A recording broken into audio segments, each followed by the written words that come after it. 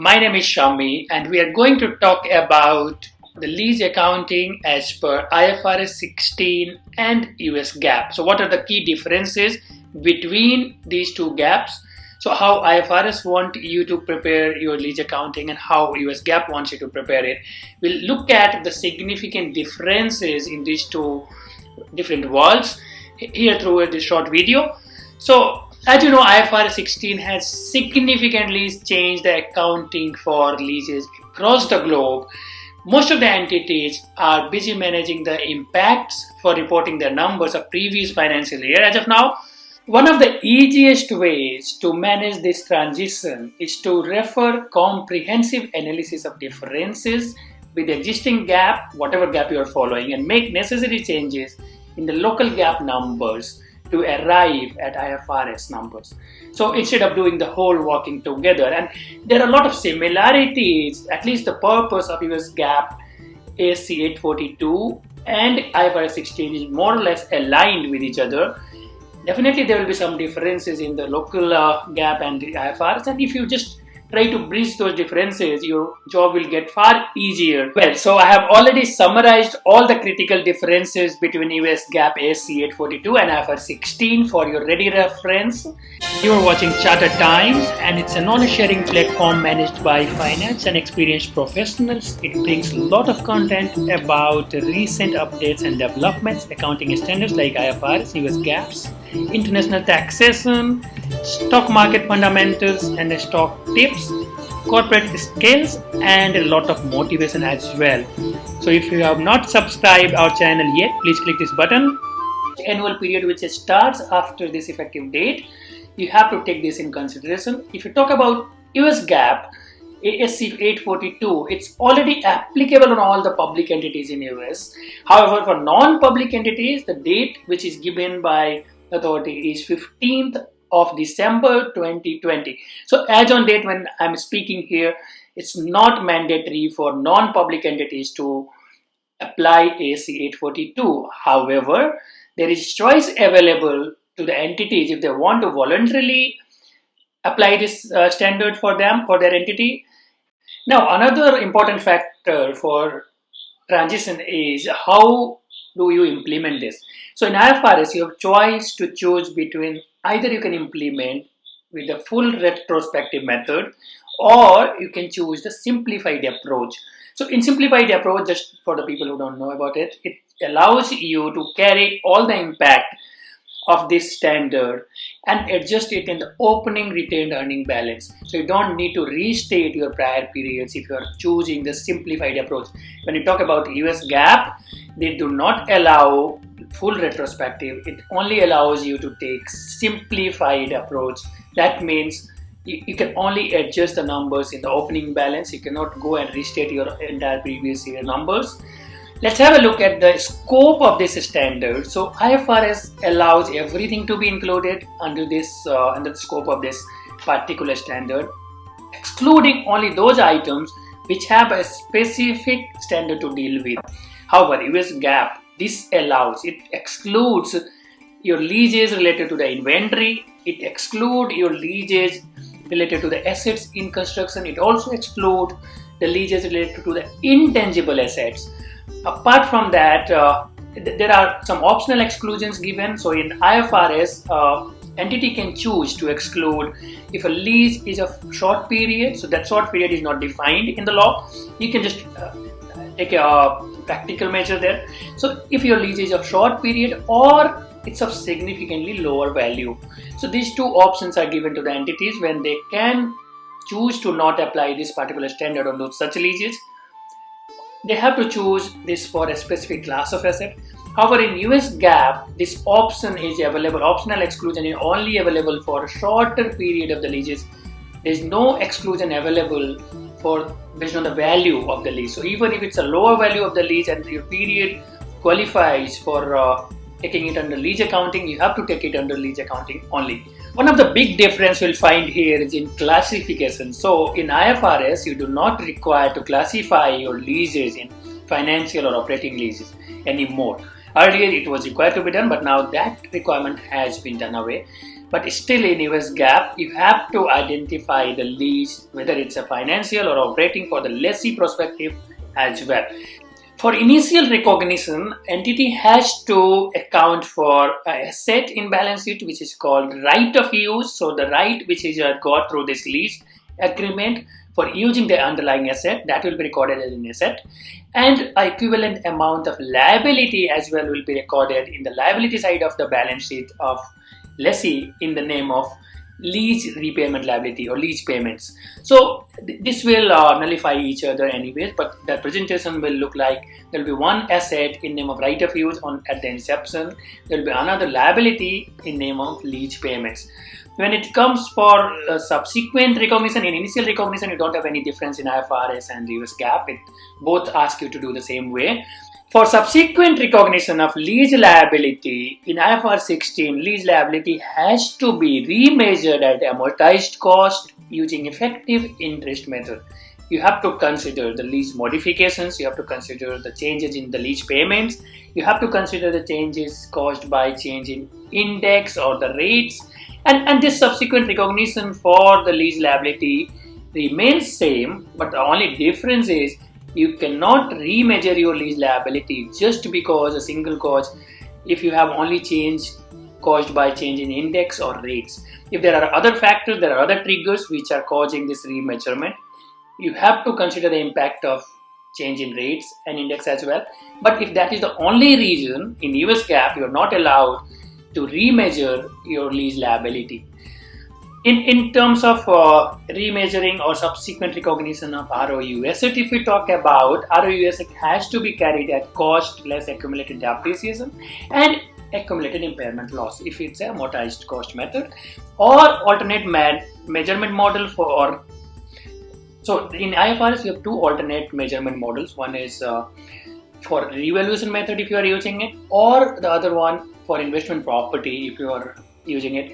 But when you talk about the US GAAP here, in US GAAP you have to remeasure your ROU assets only on amortized cost method. You are not allowed to exercise any alternate method of remeasurement for ROU asset. So this is all about lessee perspective. Now if you talk about lessor, the first thing you have to do is you have to classify your lease, and there is a big difference in the point of time when you have to classify it itself.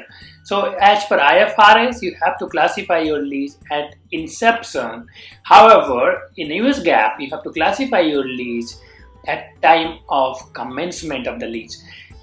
Another difference you'll find here is, as you know, we are doing the classification in financial lease and operating lease as usual, but in US GAAP, it asks you to further classify your financial lease in two different categories, which is sales type lease or direct financing lease. So this requirement of reclassifying your financial lease is nowhere present in the IFRS, but it's requirement of US GAAP alone.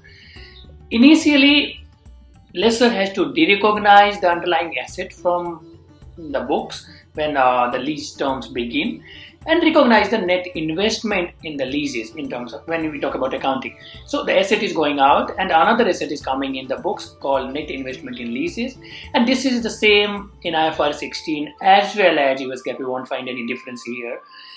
But the scenario changes when you have the lessor as a manufacturer or a dealer.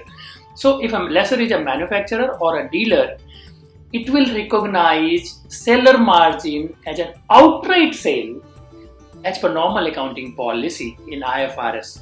So this is about IFRS. So when a seller is a dealer or manufacturer and entity is following IFRS 16, it will be considered as an outright sale. When it comes to US GAAP for the same entity and the lessor is again a dealer or manufacturer, you have to find out whether it's a direct financing lease or it's a sales type lease. So if it is a direct financing lease, the seller margin has to be counted over the lease term.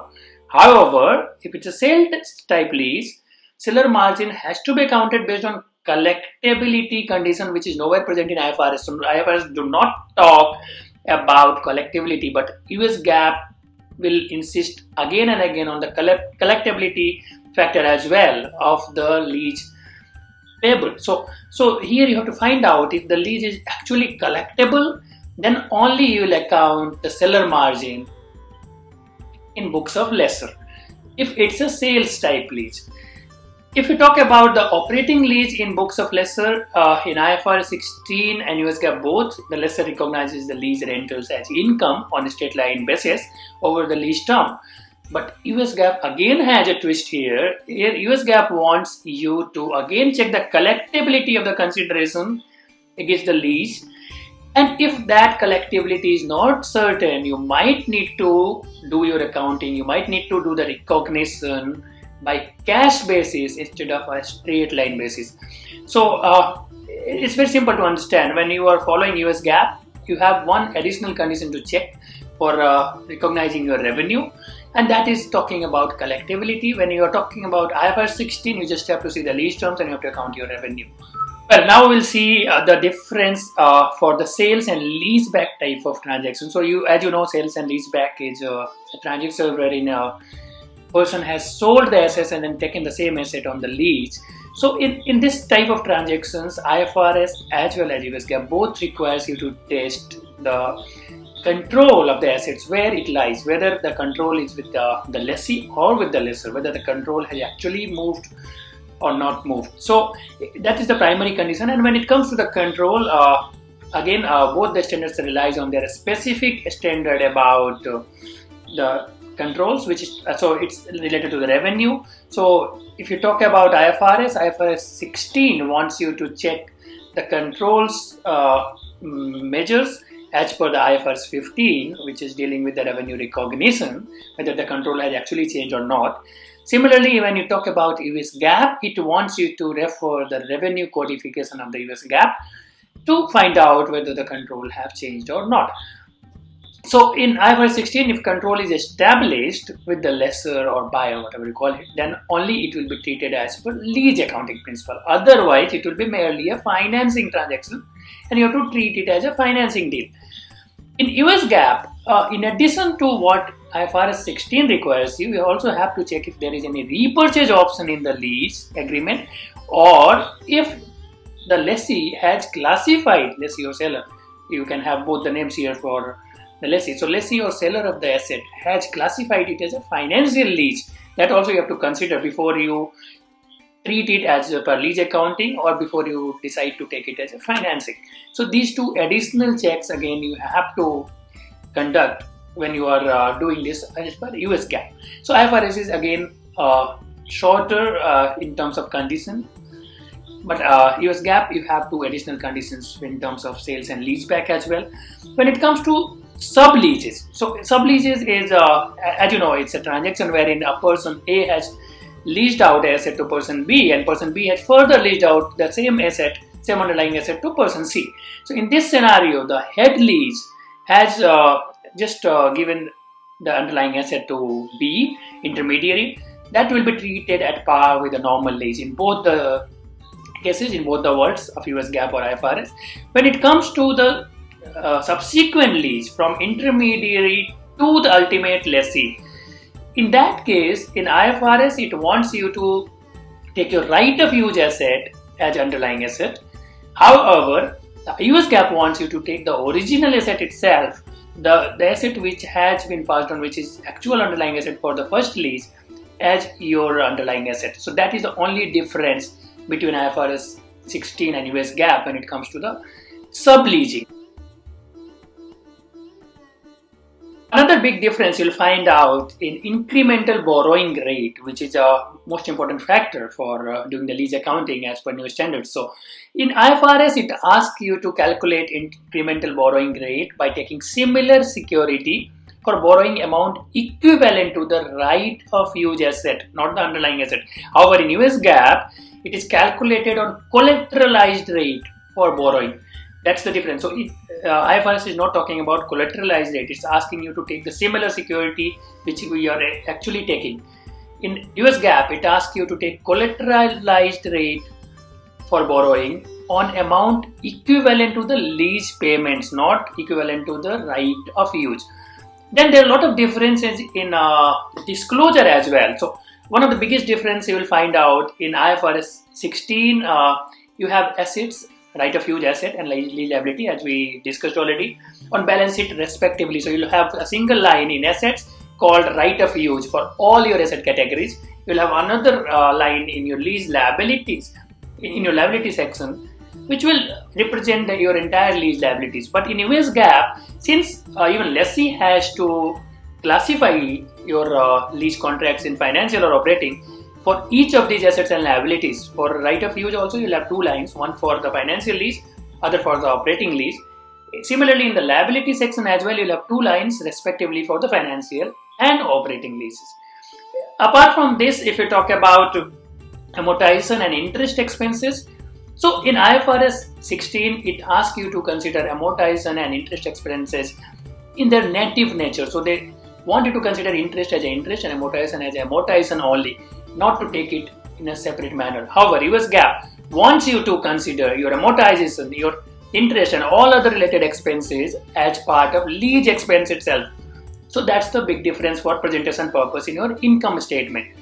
Similarly, in cash flow also it will make a difference, because when you are treating amortization and interest in their native nature, it will appear as per their native classification in cash flow as well. However, in US GAAP, these all expenses will come as part of operating outflow only. So apart from these differences in treatment, in disclosures, there are few more things which are quite different in both the world. So, for example, US GAAP is more specific. It has given a specific guidelines, detailed guidelines for treatment of the expenses like taxes, insurance, how you take them in your books when it's related to the leases. However, IFRS is silent about that. Similarly, US GAAP is also talking about modification of leases. It's very detailed guidelines is available. However, in IFRS, it's not that much detailed. So these things also you can refer when you are actually doing this exercise. So I've tried to cover almost all the critical differences in IFRS 16 and US GAAP through this short video. However, it's not possible to cover everything in this smaller video, because it all changes along with the changes in industry, changes in your specific leases, in type of your company, in your business. So it's all very practical. In case you find any differences, I'm always available to help you out. I hope this video has helped you to understand the major differences. And thank you so much for your time, and feel free to write back in comment box, or you can send us an email for any of your queries. Thank you so much. So once again, I would request you to subscribe to our channel and share this video with your friends if you find it valuable. Thank you so much.